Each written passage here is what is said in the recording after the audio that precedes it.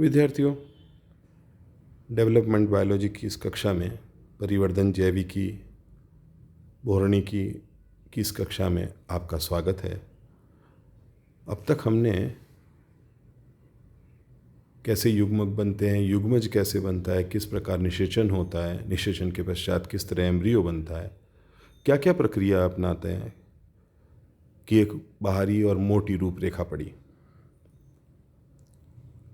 विगत कक्षा के अंदर 2-3 कक्षाओं में हमने उसके पीछे नियमावली या प्रिंसिपल्स या रूल्स पढ़ने की प्रयास किया, जिसके अंदर हमने भ्रूणीय प्रेक्षण, प्रेरक इंडक्शन, और अब उसी क्रम में आज हम डिफरेंशिएशन के बारे में पढ़ रहे हैं। ये विभेदन कि किस प्रकार विभिन्न कोशिकाएं बनती है, कैसे एक युग्मज जाइगोट विदलन के पश्चात लगभग समान कोशिकाएं बनाने के बावजूद किस प्रकार वो इतनी सारी कोशिकाएं बना पाता है। अगर हम हमारे ऑब्जर्वेशन स्किल्स के आधार पर देखें तो क्या आपको नहीं लगता कि इतनी सारी शरीर में विविधताएं, हमारी आँख में कोशिकाएं अलग तरह की है, हमारे स्किन यानी त्वचा पे कोशिकाएं अलग तरह की है, अलग अलग जानवरों में भी अलग अलग तरह की है, बालों में अलग है, मसल्स की कोशिकाएं अलग है, पेशी ऊतक अलग है, कोशिकाएं अलग है, हृदय में अलग तरह की है, रक्त में अलग तरह की है, अलग अलग कार्य हैं, इतनी विविधताएं। ऐसे कैसे एक जाइगोट, जो कि एक कोशिकीय जाइगोट बनता है शुरू में, वो इतने डिवीजन के बाद बहुत सारी सेल्स बनाता है, लगभग सारी वो गैमेटोसाइट्स या जो जितने भी युग्मज के कोशिकाएं बढ़ती हैं वो सारी लगभग एक सी होती हैं, बहुकोशिका। लेकिन वो सारी ऐसे कैसे परिवर्तित हो जाती है, उसी चीज़ को जानने के लिए हम आज अपनी इस टॉपिक का अध्ययन कर रहे हैं, जिसका नाम विभेदन है। तो कैसे पेशी कोशिकाएं, तंत्रिका कोशिकाएं वो बन जाती हैं, ये मैंने 1-2 चित्र मोटे मोटे तौर पे आपके समझने के लिए लगाए हैं और आशा है आप इसको समझ पाएंगे। ये इंग्लिश में है, मैं हिंदी में समझा देता हूँ, थोड़ा बहुत आपको भी आइडिया आ जाएगा। एम्ब्रियोनिक ओमनीपोटेंट स्टेम सेल यानी कोशिकाएं जो कि जाइगोट में पाई जाती है, जो कि एम्ब्रियो में पाई जाती है, ओमनी प्रेजेंट में सर्व उपस्थित, और ये है स्टेम का सेल्स को तो आप अच्छे से जानते ही हो, जो किसी में भी विभेदित हो सकती है। तो ये कोशिकाएं कैसे विभेदित होती है ये जानना जरूरी है। देखिए किस किस में हो सकती है। एक्टोडर्म में एक्सटर्नल लेयर बनाती है, एंडोडर्म में इंटरनल लेयर बनाती है, अधिचर्म एंडोडर्म इंटरनल लेयर बनाती है, मीजोडर्म बीच की लेयर बनाती है, और उसकी भी वो कोशिकाएं और विभेदित होकर किस प्रकार नर्व सेल्स बनाती है, कहाँ लंग्स में एल्वुलाई के अंदर किस प्रकार की सेल बनाती है, हार्ट के अंदर किस प्रकार की सेल्स और टिश्यू बनाती है, बोन में किस प्रकार की सेल्स बनाती है। तो बोन भी कुछ सेल्स बनाती है और बोन के अंदर भी कुछ सेल्स और होती है। हार्ट भी कुछ सेल्स बनाती है और हार्ट की काम के आने वाली दूसरी सेल्स यानी रक्त भी संवहन के अंदर दूसरी सेल्स काम में आती है। थोड़ा कॉम्प्लिकेटेड है लेकिन इंटरेस्टिंग है।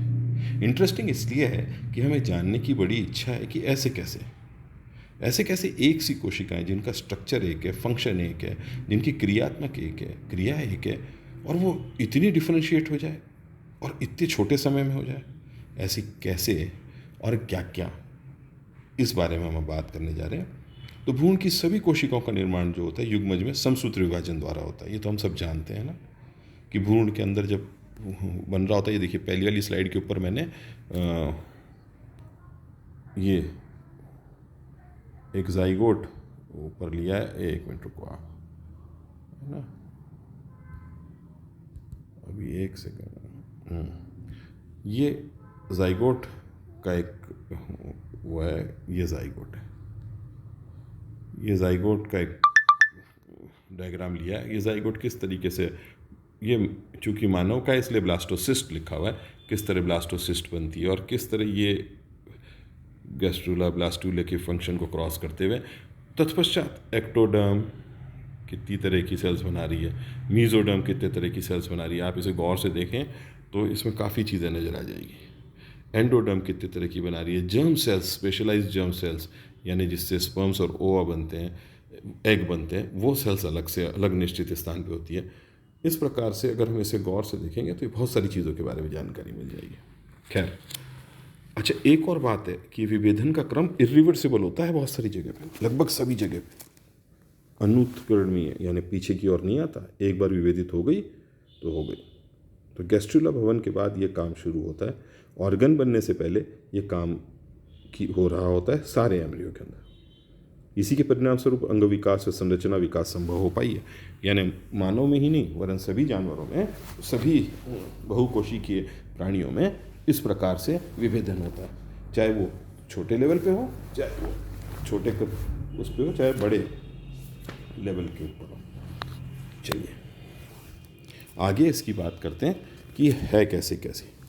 आपको तो पता ही है कि अनुमानित संख्या का आपको आइडिया है कि कोशिकाओं की अनुमानित संख्या एक मनुष्य के अंदर या एक व्यक्ति में कितनी हो सकती है, उसकी बात हम अगली क्लास में करेंगे। पहले देखते हैं तो जिस प्रक्रिया के फलस्वरूप भ्रूण के भाग क्रियाशील या क्रियात्मक हो जाए उसे भी विभेदन या औतिकी विभेदन, हिस्टोरिकल डिफरेंशिएशन कहा जाता है।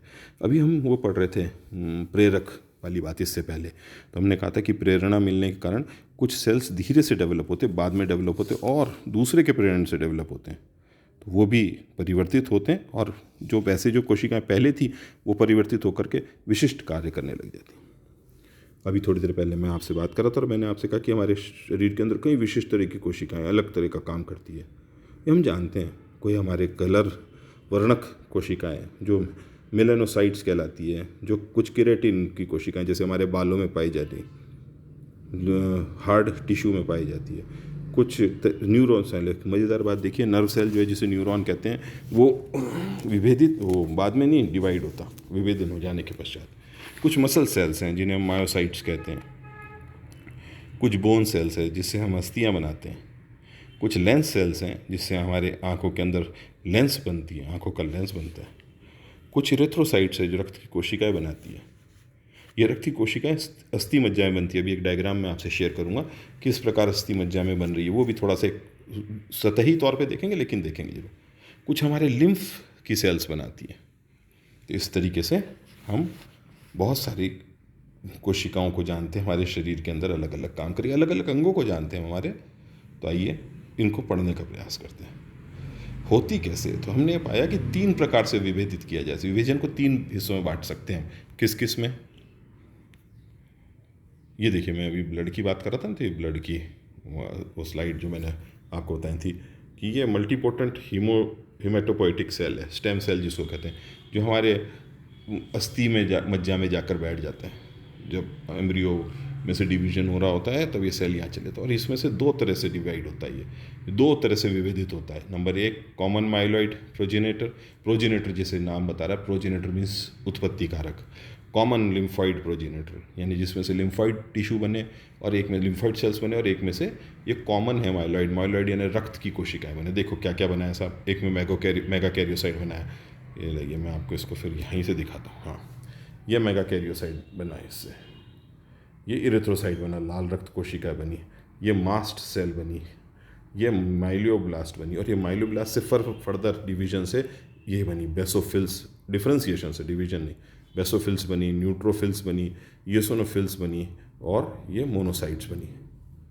फिर ये मोनोसाइट्स मेगा कैरियोसाइट्स और ये डेंड्रोसाइट्स ये भी और बन गए। इधर ये देखिए आप, ये वाली जो जिसकी लिम्फॉइड सेल थी, जिसने लिम्फॉइड प्रोजेनिटर के नाम से बताया, इसने नेचुरल किलर सेल थी। बड़ी बड़ी सेल्स होती है हमारे रक्त के अंदर जो कि हमारे इम्यून सिस्टम में काम करती है, किलर सेल्स है, लिम्फोसाइट्स है।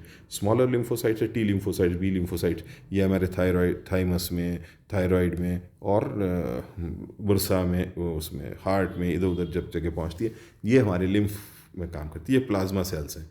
इतनी सारी सेल्स बनने माने रखता है एक सेल से। वापस से इस चित्र को ऊपर से देखें, इस एक सेल से, है ना, ये देखिए, इस एक सेल की लोकेशन से इतनी तरह की सेल बन सकती है। एक सेल से मेरा कहने का तात्पर्य एक प्रकार की कोशिकाओं से। तो एम्ब्रियो के इस सेल के गुण तो गजब हो गए, बड़ा टोटीपोटेंट गुण हो गए। टोटीपोटेंट का मतलब है मल्टीपोटेंट। एक तो टोटीपोटेंट मतलब सब चीज़ से कुछ भी बन सकता है, मल्टी से कई तरह की चीज़ें बन सकती है। तो आइए इसके बारे में बात करते हैं।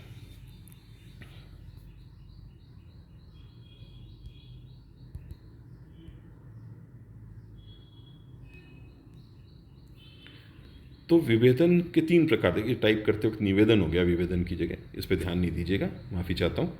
तो विभेदन के 3 प्रकार देखे जा सकते हैं, 3 प्रकार देखे जाए। अकारिकीय विभेदन, आकारकीय, आकार नहीं आकारकीय, मॉर्फोलॉजिकल, इंग्लिश में लिखा नहीं रह गया लिखने से, मॉर्फोलॉजिकल डिफ्रेंसिएशन।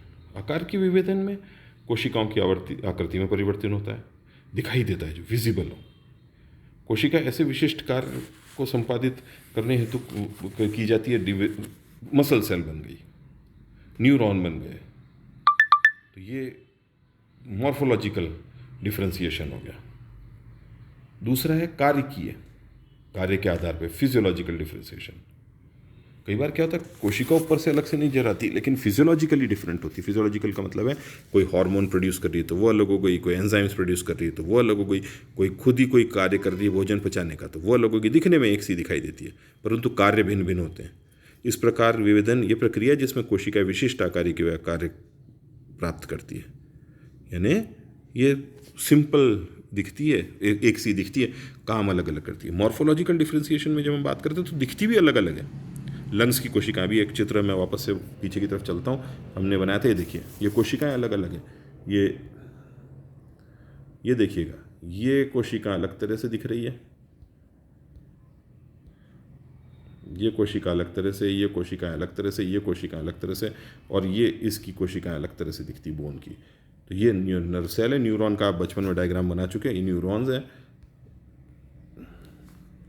काम भी अलग, दिखना भी अलग।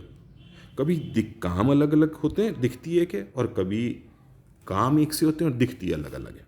जैसे भी होता है कि वही इपिथेलियल लाइनिंग है, तो इपिथेलियल लाइनिंग की वो सेल्स किडनी में अलग तरह का काम कर रही है, लंग्स में अलग तरह का काम कर रही है। इस प्रकार इपिथेलियल लाइनिंग शरीर के बाहर है, उसकी अलग कार्य हो रहे हैं। तो इस तरह से मॉर्फोलॉजिकल डिफ्रेंसिएशन हो सकता है, फिजियोलॉजिकल डिफ्रेंसिएशन हो सकता है। जैसे कार्यकीय, ये हिंदी थोड़ी गलत लिखी हुई है, थोड़ी क्या ठीक ठाक ही गलत लिखी है, तो इस पर कृपया ध्यान ना दें। जैव रासायनिक विभेदन, तीसरे प्रकार का विभेदन जैव रासायनिक विभेदन है।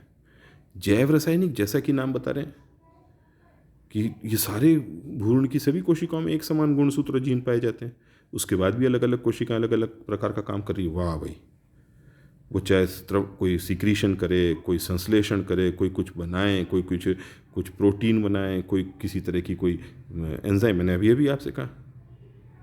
तो ये विभेदन करने के लिए इन कोशिकाओं में विभेदन का फ़र्क क्या रह गया कि देखिए, लीवर में सेल कोई और चीज़ प्रोड्यूस कर रही है, लंग्स के अंदर दूसरी तरह की सेल्स कुछ और चीज़ प्रोड्यूस कर, कोई म्यूकस प्रोड्यूस कर रहा है, कोई आंत के अंदर की कोशिकाएं कुछ और प्रोड्यूस कर रही है, कोई एसिड HCl प्रोड्यूस कर रहा है, कोई बाइल प्रोड्यूस कर रहा है लीवर के अंदर, कोई किसी प्रकार के पाचक या हाइड्रोलिटिक एंजाइम प्रोड्यूस कर रहा है। तो ये फ़र्क हो गया। ऐसे ही कोशिकाओं के डिफ्रेंसिएशन में ये भी देखा जा सकता है, कुछ कोशिकाएं इस प्रकार से डिफ्रेंशिएट, जैसे जर्म सेल्स है। जर्म सेल मेल में अलग और फीमेल में अलग तरह के से डिफ्रेंशिएट होती है। मेल में स्पर्म बन रही, फीमेल में ओवा बन रहे, ये और डिफ्रेंसिएशन है। तो इंट्रासेलुलर डिफ्रेंसिएशन भी हो सकती है। एक ही तरह की कोशिका, कार्य एक ही, लेकिन विभेदन अलग अलग। तो उसमें नर के अंदर तो वो जो कोशिकाओं का मियोसिस होता है टेस्टिस के अंदर, सेमिनिफेरस ट्यूब्यूल्स तक जा, किडनी स्क्रोटम के अंदर और टेस्टिस के अंदर, तो वहाँ पर स्पर्म बन जाते हैं। जहाँ पर फीमेल के अंदर, फीमेल की फिजियोलॉजी डिफरेंट है, फीमेल के अंदर एग बन जाता है। तो ये भी हो सकता है। इनके कार्यों को प्रभावित करने वाले कारक भी हैं, अभी उनके बारे में भी हम बात करेंगे।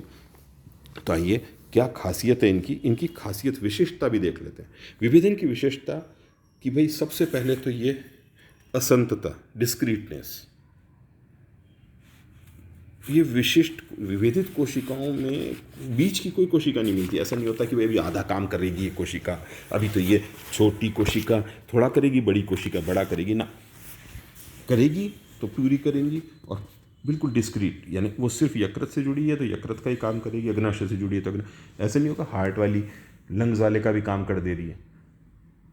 वो सिर्फ स्टेम सेल में ही है विभेदन होने के बाद, लेकिन ये जब स्पेशलाइज्ड हो गई, विभेदित हो गई, तो ये विशिष्ट ऑर्गन, विशिष्ट अंग, विशिष्ट कार्य ही करेंगी। तो इनमें डिस्क्रीटनेस है, सब में अलग अलग है। सीबेशियस ग्लैंड की स्लाइड है, सेल है, तो वो अपना ही काम करेगी। हार्ट की सेल है तो वो अपना ही काम करेगी। वही मसल्स हैं, हार्ट में भी मसल्स वही है, लेकिन कार्डियक मसल्स की सेल्स अपना काम अपनी तरीके से चलेगी, करेगी, फिजियोलॉजी उसकी अपनी है। और जो आपके स्केलेटल मसल है उनकी फिजियोलॉजी अपनी है। तो ये डिस्क्रीटनेस, आशा है आपके बात समझ में आ गई। शब्द थोड़ा टेढ़ा है पर आपके बात समझ में आ गई कि ये डिस्क्रीट है। जो पहले बात कही उसी बात के लिए स्पेसिफिसिटी, विशेषता की बात करी। एक दूसरा इसका बिंदु है स्टेबिलिटी, स्थायित्व।